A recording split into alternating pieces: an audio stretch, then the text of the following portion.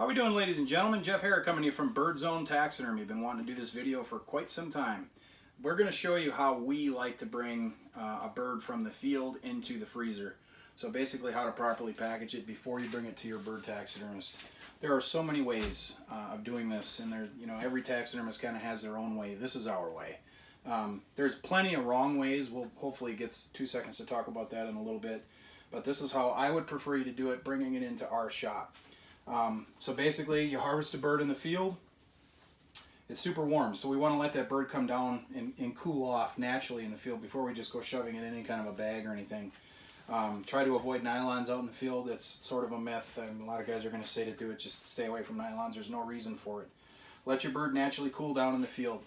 I will give you a little bit word of warning here. When this bird is shot and it's wet and it lands in the water and it's freezing cold outside, below freezing, and you set this thing on your boat deck, carpet, or aluminum or whatever, and it sits there for an hour and you go to leave the field and pull it off your boat, it's going to be frozen to the deck. So be very careful. I see it at least once or twice a year.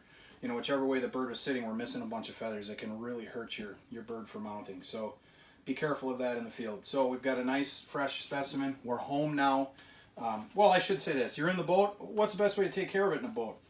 I see guys hang these things from lanyards for their pictures. I see all kinds of stuff. They're shoved into buckets. Or the best thing is, if you know you're going to mount this bird, treat it like it's gold from the get-go. Yes, it has to go through a crazy, nasty, dirty process of taxidermy to get to being a great mount.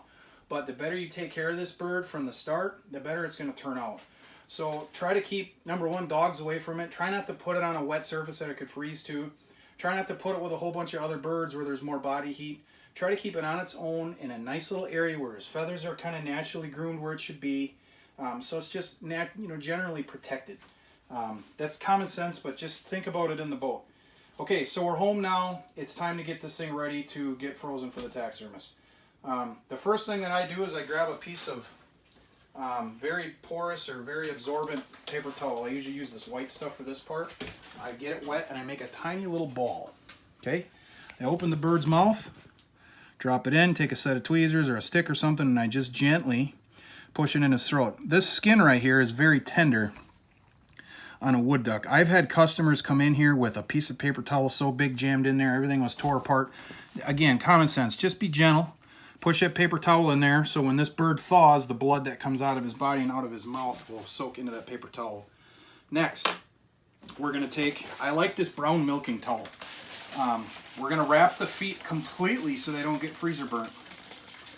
Okay, we don't leave any exposed skin whatsoever. So I get this paper towel soaking wet. The reason I like the milking towel, there's really no dye in here. I've had it where, I use that blue stuff, the shop towels or whatever, and some of that stuff can come out on the white feathers. So be careful what towels you use. Kind of tore it here, but basically the goal is we're going to get this thing wrapped into like a little strip. Okay, flatten her out. We're going to take this, take our foot, and we're just going to wrap it carefully. Trying not to get any of these sidebar feathers up in there. You see that? Let's get them groomed out of the way. And just wrap that foot. It doesn't have to be tight, but just tight enough that it isn't going to fall off. Okay, grab another towel. Same thing on foot number 2.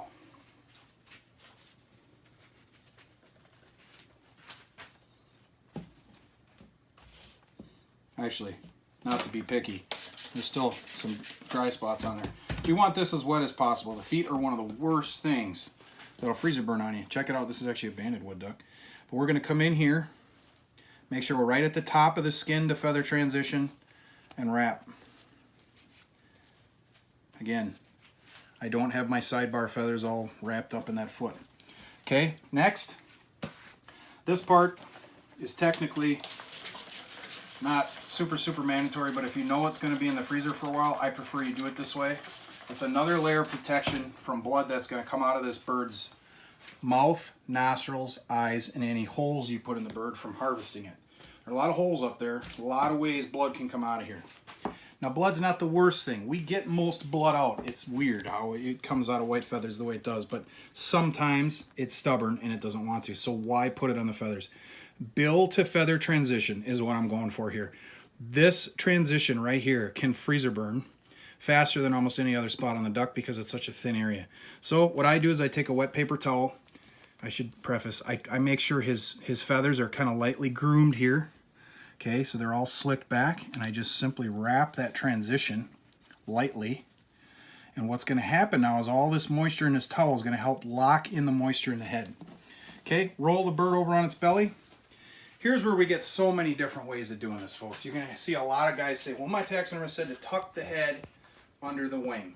Okay, the reason I don't do that, especially on wood ducks, anything you're going to do a standing mount on, these side pocket feathers, blood does come out of this head when it thaws. Okay, you're not going to see it, but when I thaw it, it's going to bleed. Why put that blood in this problem area? Here's what I do. Take the head, okay, take a dry piece of paper towel, fold it into a square. Boom. Nice and dry. Okay, we're going to fold this head straight back. All right? The whole purpose of doing the head, rather than freezing it like this, is just simply so it doesn't break off in the freezer. Sounds silly, but this is very tender, and if something hits that in the freezer, the whole head could break right off. So that's the whole purpose of doing this. Otherwise, it'd be nice to just have it froze like that. Not practical. So we bend it back. Okay? If you want to bring the camera a little bit closer, I'm going to show something that just happened here that's a lot of people overlook. If we look at how his wing got stuck under his foot here, we don't want that for the freezer. We don't want any kind of bad memory going on. Let's get these wings up on top of the back. Okay, make sure his tail isn't all jammed up in them feet. And if you look, the bird is just naturally groomed. It kind of wants to go this way. That's what we want. Now what? Okay, natural, regular freezer Ziploc bags is what we want. We don't want to vacuum seal it. We don't want to put it in nylons. We don't want to put it in newspaper. You don't want to put it in anything that's going to suck the moisture out of the skin of the bird. You want to keep the moisture in the bird. Well, how's that going to work? Same way you'd freeze your steak. Okay, so we're going to take a nice freezer bag. Now, there's two sizes here. We got a 1 gallon and a 2 gallon. These are awesome. You can get them on Amazon.com. If you're a waterfowl enthusiast, I strongly encourage you to buy a box of these on Amazon and keep them just for this, because watch the difference. If we put this bird, sure, it would fit in here, but it's going to be pretty tight and it's going to be hard to roll. What do I mean by roll? Get the bird in the way we want it. I don't want this bird all jammed in here like this. Can you see that with the camera? How his feathers are all folded over? It's not the end of the world, but again, let's start with something good, folks. Let's keep this bird nice and groomed. Okay, I'm going to take the corner of my bag and I'm just going to slowly roll. I'm getting the air out and I'm reducing the size of the bag, and I'm keeping these feathers where I want them until that bird freezes solid. I usually just get it started here a little bit, bring it to the end, finish it off.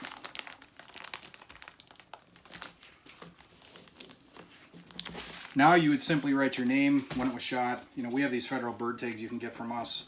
Has all the information of your harvested bird. You can put it right on there. Has to be something written on here for your freezer. It's a smart thing to do.